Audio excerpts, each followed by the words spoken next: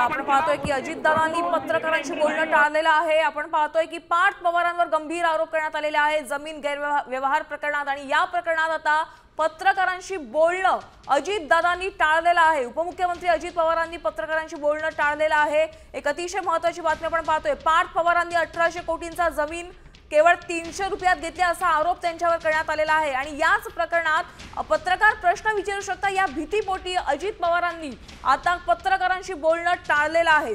आपण पाहतोय की राष्ट्रवादीच्या अजित पवार गटाच्या फक्त सुनील तटकरे यांनी प्रतिक्रिया दिलेली आहे, मात्र त्यांनी देखील या प्रकरणात कोणतंही वक्तव्य केलेलं नाहीये। तर आपण पाहतोय विरोधकांकडून या प्रकरणात आता विविध प्रतिक्रिया येतात, आणि अशातच आता अजित पवारांनी पत्रकारांशी बोलणं टाळलेलं आहे। पवारांची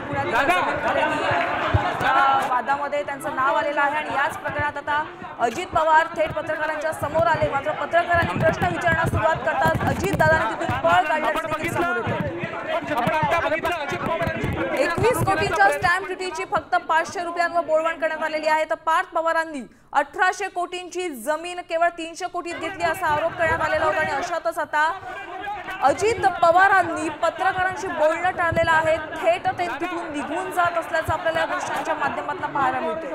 अजित पवार आता जमीन व्यवहारावर त्या पत्रकारांनी प्रश्न विचारला असता तिथून भडकले आणि बोलणं टाळलेलं आहे। अजितदादांनी उत्तर देणं टाळलेलं आहे। पार्थ पवारांवर गंभीर आरोप करण्यात आलेला आहे। 1800 कोटींची जागा 300 कोटींमध्ये खरेदी केल्याचा आरोप पार्थ पवारांवर आहे, आणि याच मुद्द्यावरना याच प्रकरणावरना अजित पवारांना पत्रकार प्रश्न विचारत असताना अजितदादांनी तिथून पळ काढलेला आहे।